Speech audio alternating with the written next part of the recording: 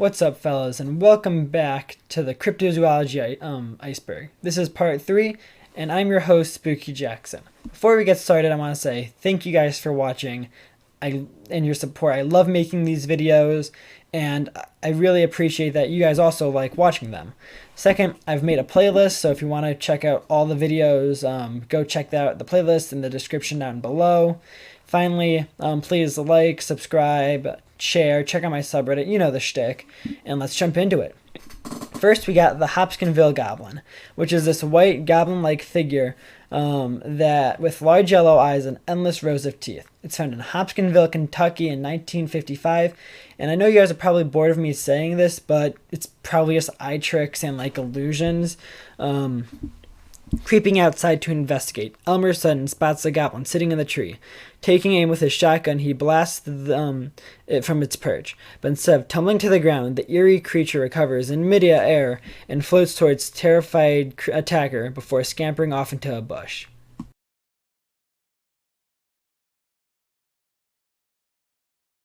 Next, we got the bunyip, which is a large panther-like aquatic creature found in Australia in 1818. It was probably just like a seal that swam up to shore, and a native person confused it for some mystic water spirit. Some English settlers spotted a large bone, but it was confirmed later to be a hippo bone. And so a lot of people, so I'm gonna give it a 1 because it's either just bones of other animals or the drawings looked like seals. Next, we got various SCPs. Like Ghost and the Henderson Monsters, there's a whole bunch of these guys, and I like them, so I'm gonna probably give them their own video. Next, we got the Champlain Monster, also known as Champ. It's basically like North American Nessie. Go watch part 1 if you want to see Nessie. And so they're found around the Canadian New York area and were first spotted in 1609. It's probably just like a piece of driftwood or like a really big fish, but a quote from a document about Champ says that there is also a great abundance of fish of many varieties, among others.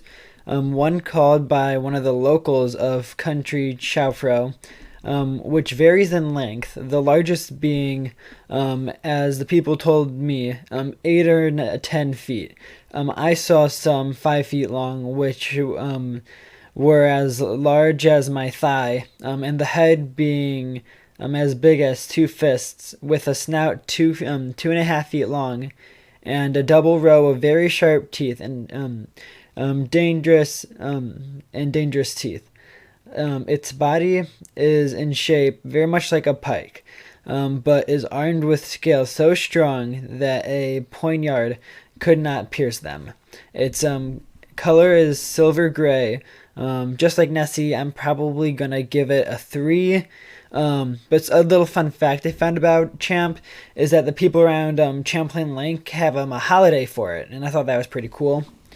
Next, we got the Ningen, which is either a white snowball with legs or a faceless mer creature with giant arms.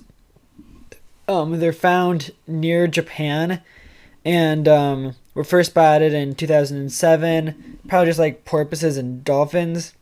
I can't really find any information, so in most websites say it's a hoax, so yeah. The Mongolian deathworm is a giant red worm thing that buries itself in the sand and strikes out at its prey, very similar to the creature from Tremors.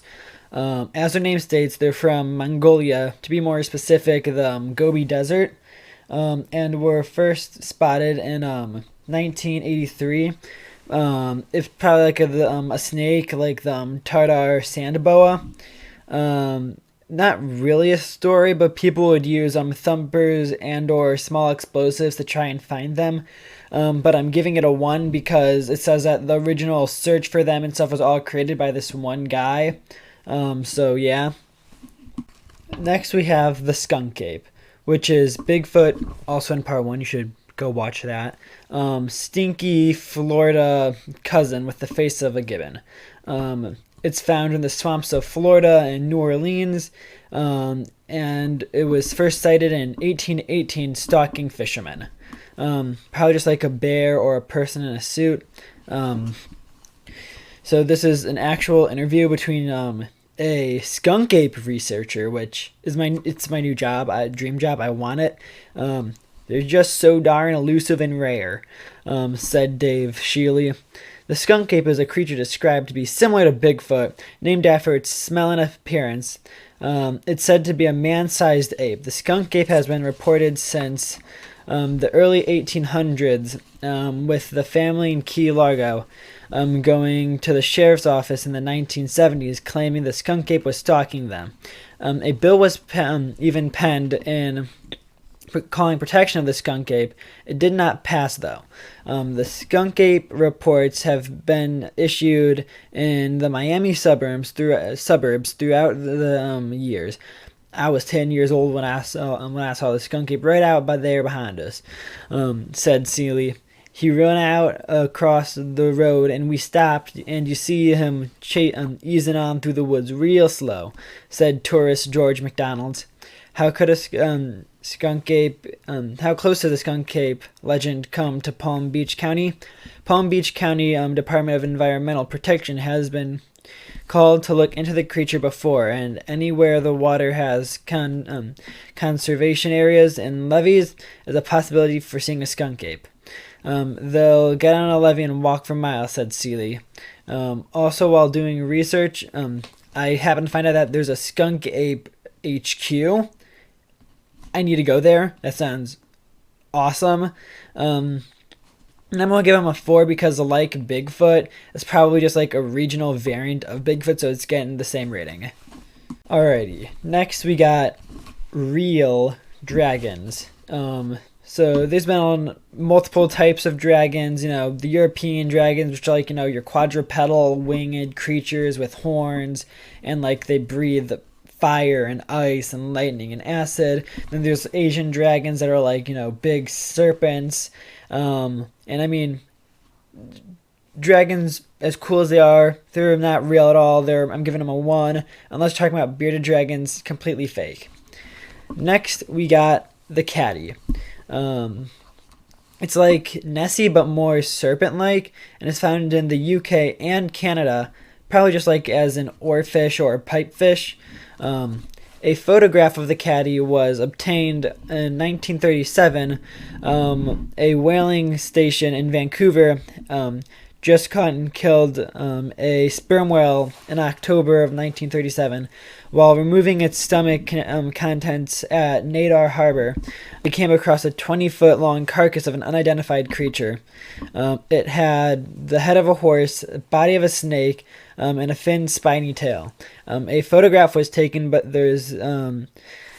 no one knows exactly what happened to the remains. No scientist can properly identify the creature in the photograph, and it seems to have mammalian reptilian traits. But which it is, no one is sure.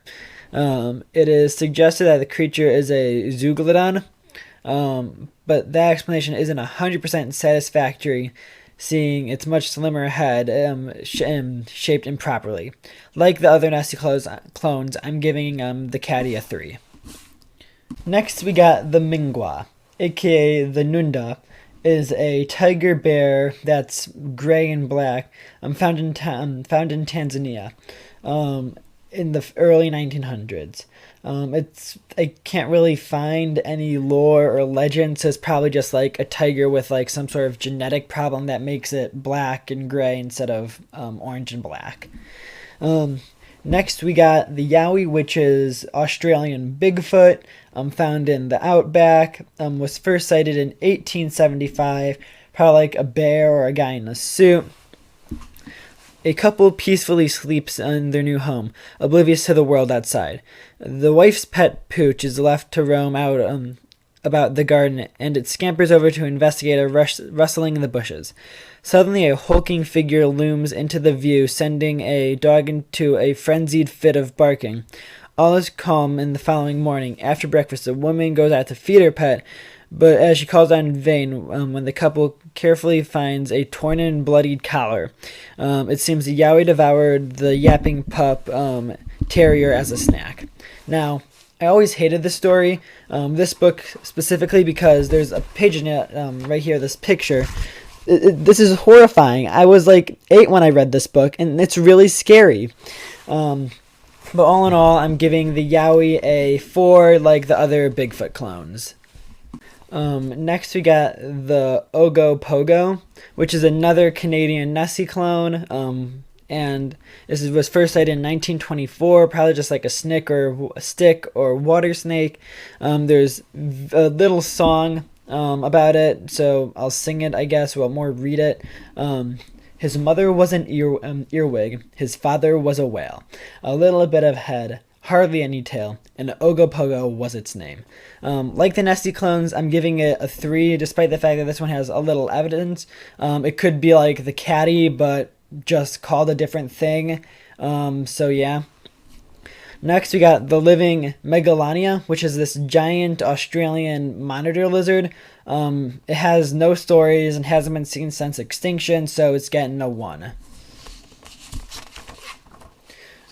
Next, we got the Black Knight objects, which is either a spaceship that went missing, I think, due to aliens, or what I think the chart's talking about, Boar's the Black Knight's armor. The only problem is that Mr. Boar's armor is from a video game, and I can't find anything else, so Black Knight Objects is getting a 1. Next, we got the Dover Demon, which is this gray alien-like being with weird fingers, found in Dover, Massachusetts in 1977. Probably just like figments of imagination or like people in suits. 17-year-old Bill Bartlett claimed that while driving on April 21st, 1977, he saw a creature, large-eyed creature with tendril-like fingers and glowing eyes on the top of a broken stone wall on Farm Street. The 15-year-old John Braxter reported seeing a similar creature on Miller Hill Road on the same evening.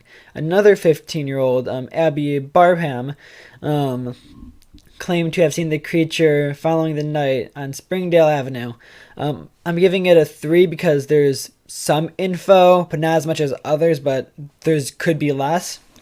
Next, we got Indrid Cold, aka the Smiling or Grinning Man, who is this humanoid creature with an uncanny smile on his face 24/7, found in West Virginia in 1966, though he's still seen today.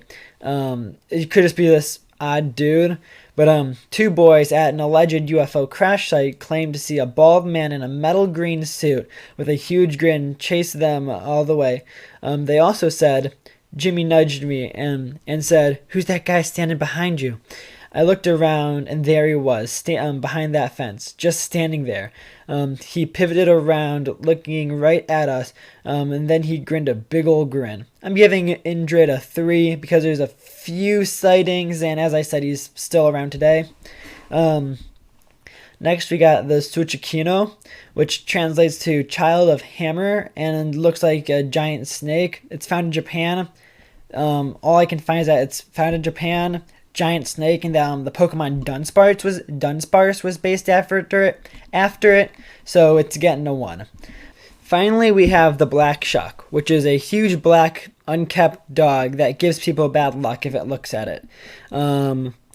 It's found in East Anglia, which is in the UK. It's probably just, and was first seen and only seen in 1577. Probably just like this big black dog. On August 4th, 1577, in the Holy Trinity Church of Blythrobo, England, a gigantic black dog burst through the doors of the church, accompanied by a bolt of lightning. Moving with unholy speed, the Black Shuck ran down the aisle, killing 2 of its parishioners before bringing the church steeple thundering down the roof. It's said that even today, if you visit the church, you can still see the scorch marks left on the door by the claws of the demonic hound. I'm giving it a 2 because besides the story I just read, there's nothing else of it. And that's the video for today. I hope you guys enjoyed. And please consider liking, subscribing, sharing, and checking out my subreddit. And I will see you guys next time.